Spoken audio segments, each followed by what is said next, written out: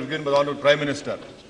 Muslims have a right to feel aggrieved and feel let down. The reason being that, sir, recently Employment and Unemployment Survey of India 2009 and 10 done by NSSO has come out. This clearly says that the literacy level of Muslims for both Muslim OBC and general Muslims is as low or as compared to ST, SC and Hindu OBC and Hindu general.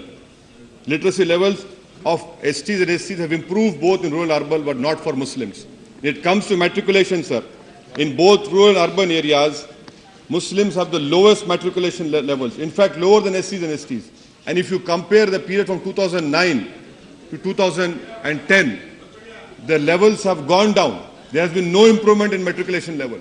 Thirdly, when it comes to higher levels of education, there has been in urban areas in Muslim general a 1.5 percentage point net decline over the 5 years period of data comparison, whereas it has improved for other STs, SCs, Hindu OBCs, Hindu general and other minorities. It has increased to 5 to 9 percentage point. The gap is increasing. Why this is happening? Because no substantive action has been taken by this government.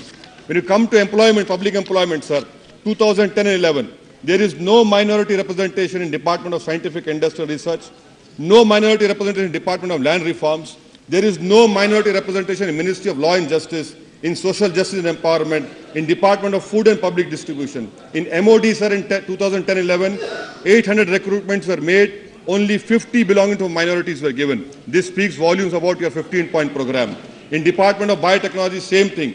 In Department of Financial Services, Group A and B, 10 and 11, sir, 4,702 recruited for minority community out of 65,000. This clearly shows. And then Planning Commission says, sir, that the poverty ratio estimates for Muslims in urban areas 33.9%. Where will we go if this is the representation in public employment? In rural areas, the head count ratio for Muslims very high, sir. In states like Assam, it is 53%, UP 44, West Bengal 34.4, and Gujarat 31.4. This is head count ratio. Head count ratio of rural areas given by Planning Commission. My point over here is that if these are the poverty ratios in rural areas, we are not getting our share in Manrega. We are not getting our share in Manrega. And what is the calculation? Only 3% of Muslims hold job card, and at 2 per 100 workers are Muslims. When the poverty ratios, head count ratio is very high in states like Assam, UP, West Bengal and Gujarat, what is the government doing in monitoring 15-point program? When you come to issue of SGSY, targets are not being met. Anganwadi Center, sir, target was 27,598, only 12,363 have been realized. You come to sanction of teachers in district with substantial minority population. In 2011 and 12, out of 32,728, only target was 32,000. What was the achievement? 7,603. KGBs in district with substantial minority population, 11 and 12, 109 were announced, only 32 have been achieved.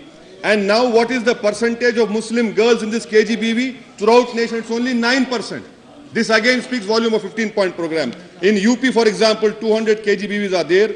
Only 14% of minority girls are there. What is KGBV? School buildings, sir. Target was 705. Only 228 have been achieved. Additional classrooms, 13,883. Only 5,200 have been achieved. That is why we are saying, we have recommended to the Prime Minister, pleaded with the Prime Minister, but unfortunately nothing moves over here. We have said you make these schemes post-matric, pre-matric and merit means demand-driven. There is no constitutional bar on that. But what the government does, it does not agree to it. 12th five-year plan has started. The ministry has asked for 28,000 crore only for the scholarship scheme. What the Planning Commission decides, that no, for the Ministry of Minority, only 17,000 crore will be given. Where will we go? Why don't you want, there is a huge demand, there's a huge demand for scholarship scheme. For one Muslim scholarship scheme, 250 boys and girls are competing. Sir, there's a huge interest in Muslims to get their children educated. But when you go at the top level, at the 12th standard, at the graduation level, the figures are pathetic. Why? Because you're not coming forward to support us. Why is this government, I want to ask them, what happened to the commitment of prevention of communal target violence? Where is that bill? If the other parties are not agreeing, why can't you tell your Congress-ruled states to bring a law which will control communal violence? You take Maharashtra, Dhulia, firing happened. What happened? It took 12 days for the government to realize. Rajasthan, Bharatpur, 10 Muslims were butchered inside a masjid. Assam. These are incidents. These are Assam. It has happened. Now you come to figures given by the Home Ministry, sir. 2005 and 9, 648 people have been killed in communal violence. This number is higher than the fatalities which have happened in terrorist violence. It is high time that the government brings this bill. This bill was passed by NAC. And now come to the last point, sir. Ejaz Ahmed Mirza, a DRDO scientist, was released today. He was released today why? Because NIA did not find any evidence against him. His contract was terminated by DRDO for what reason? He had a 2-year contract as a scientist. We, as a community, we don't have scientists in our community. He was wrongly implicated. He was released by NIA. The DRDO has cancelled his contract. And I want to know from this government, what sort of secularism are you practicing? You have Colonel Purohit, who's lodged in jail in Maharashtra for 4 years. And the same MOD is giving him his pay, his salary for last 4 years. Why don't you monitor all these things? And this was revealed not by me. This was revealed by an RT application filed by Major Upadhyaya, who's a co-accused with Colonel Purohit. The government does not know about it. And another issue which I want to bring to your notice, sir. There's a high time to disband. It is the right time to disband Delhi Special Police Cell, or at least create a responsible accountable mechanism. The Jamia Teachers Association have come out with 16 cases, wherein all these boys are exonerated. They spent 4 years, 5 years, 8 years. And now the government says, give us example. I am giving you 16 cases of those boys who were exonerated by courts of law, who were picked up by Delhi Special Police Cell. Does this government has the guts to suspend the Delhi Police Cell officers who have destroyed their lives? And lastly, sir, when it comes to Afzal Guru, I don't want to comment on a sentence.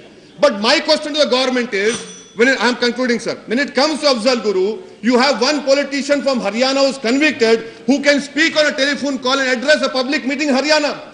But you cannot, you didn't have the courtesy to at least allow his wife to speak to him before he was given hang. What kind of humanism you are practicing over here? What kind of message you are sending over here? And I want to know, what is the fate of Ranganath Mishra Commission? The recommendations, where have they gone? You are in your 9th year, you have to go to the public. The Muslims are not going to accept these announcements. They want to see some practical change, development in my life, which unfortunately it is not there, sir. It has not happened. Terrorism-related cases, sir, terrorism is a new religion. It has no, why should we divide? When the terrorists are hurting us, killing us, they don't see whether I'm a Hindu or Muslim, but no, we want to politicize this. We want to cast aspersions on it. It is high time that the country gets united. And for God's sake, control this media. This media, after every bomb blast, after half an hour, they know what happened. If that is the case, then the media anchor should be made the Home Minister of this country. Let us have all these media anchors who sit on their throne at 9 o'clock and pronounce judgments. They know everything. Where is this information coming from? And lastly, sir, I request the government of India to examine my proposal of opening a diplomatic channel with Taliban. In 2014, US is leaving Afghanistan.